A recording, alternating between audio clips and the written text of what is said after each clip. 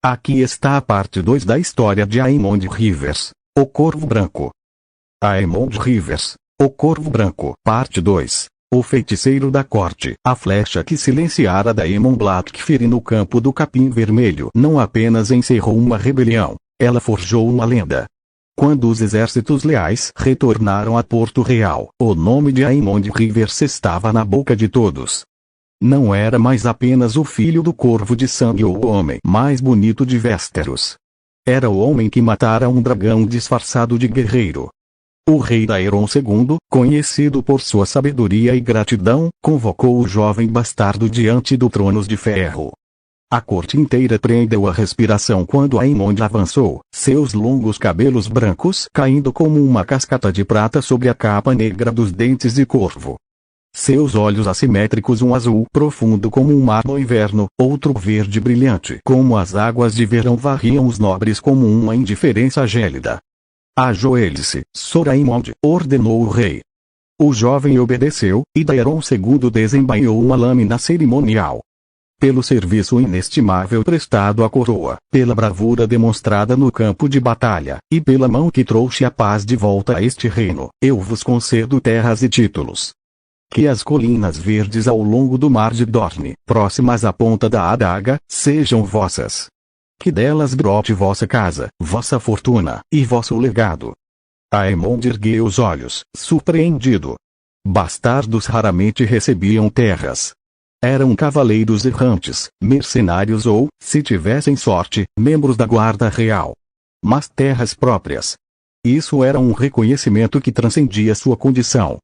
Eu vos agradeço, vossa graça, respondeu ele, com voz tão suave quanto o zumbido de uma flecha em voo. Servirei enquanto viver.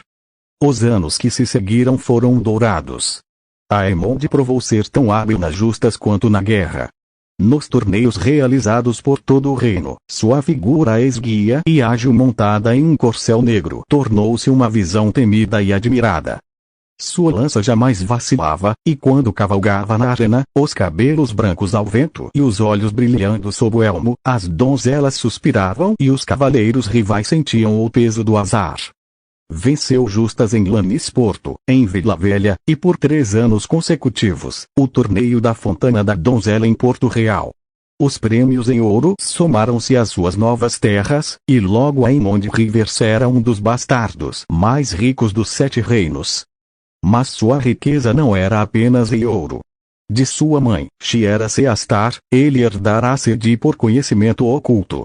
Seus aposentos na Fortaleza Vermelha e depois em sua modesta torre de menagem perto de Ponta da Adaga foram preenchidos com livros antigos, mapas estelares, frascos de vidro contendo essências estranhas e espelhos de obsidiana. Aemond era um feiticeiro tão mortal quanto um guerreiro.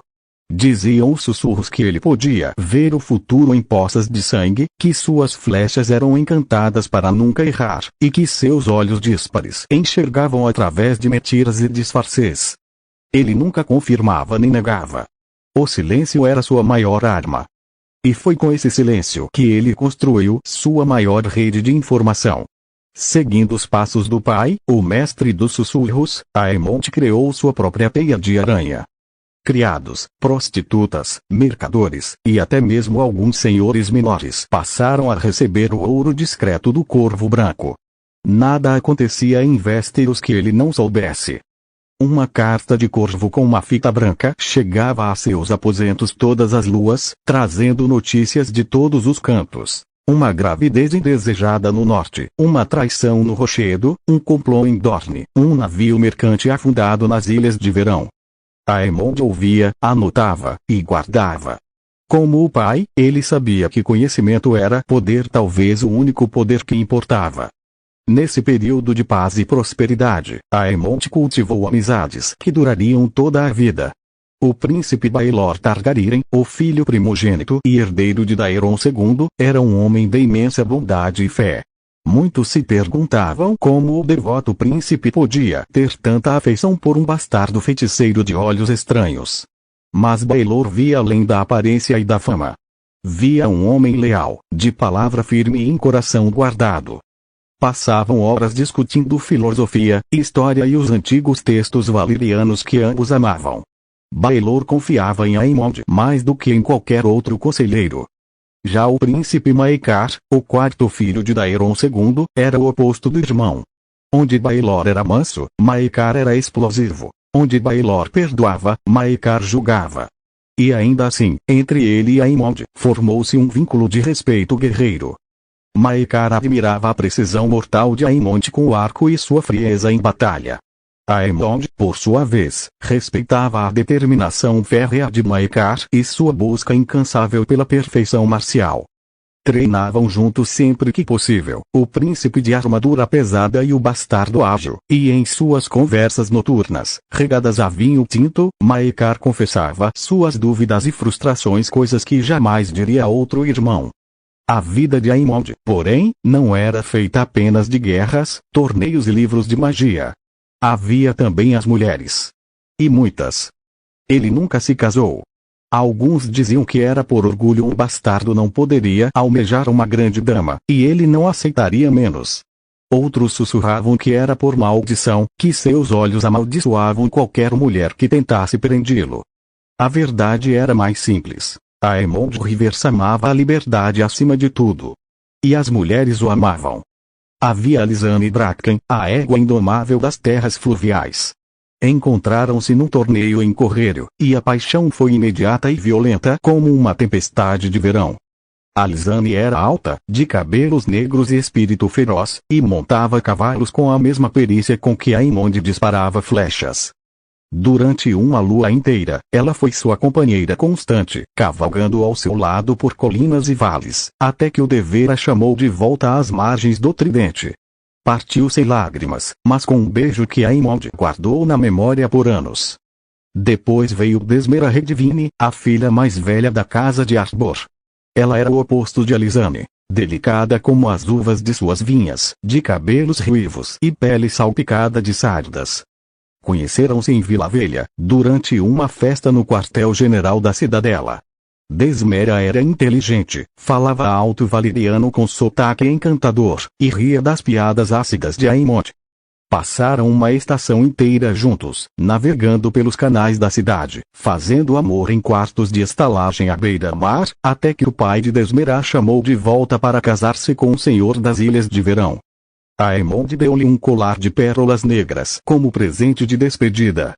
Houve também Daena de Tirosh, uma aventureira exótica que aportou em Porto Real como uma tripulação de mercenários e um sotaque cantado que fazia os homens perderem a razão. Seus cabelos eram tingidos de azul e roxo, a moda das cidades livres, e suas roupas revelavam mais do que escondiam. Por 3 meses, Daena foi a sombra de Aemond nos becos escuros da cidade, ensinando-lhe jogos de Tirosh que envolviam facas e corpos nus. Quando partiu, levou consigo uma adaga valeriana que Aemond lhe dera e deixou um gosto de saudade exótica.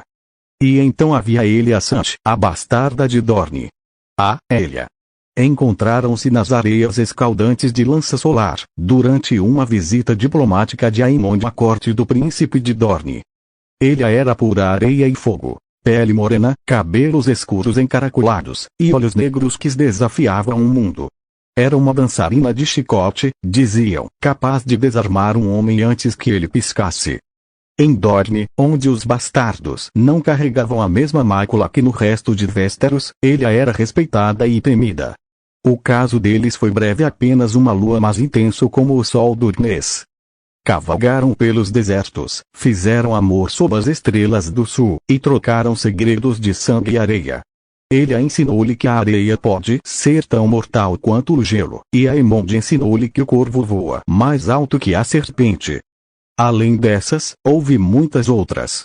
Camponesas bonitas nas vilas por onde passava, damas da corte em busca de emoção proibida, atrizes de trupês viajantes, prostitutas de alto luxo em bordéis exclusivos. Aemond Rivers não fazia distinção. Se uma mulher lhe agradava e ele lhe agradava, o prazer era compartilhado. Ele tinha a reputação de ser um amante atencioso, gentil e criativo, e as mulheres falavam.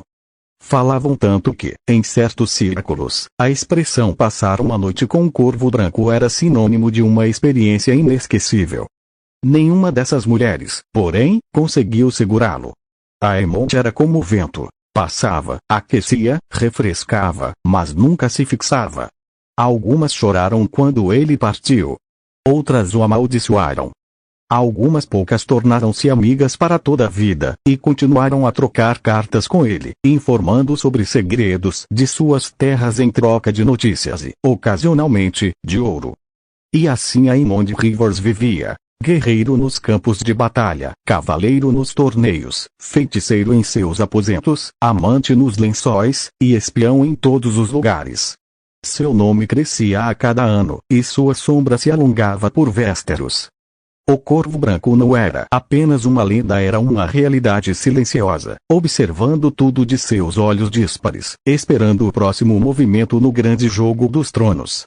E o próximo movimento, ele sabia, estaria nas chamas que se aproximavam.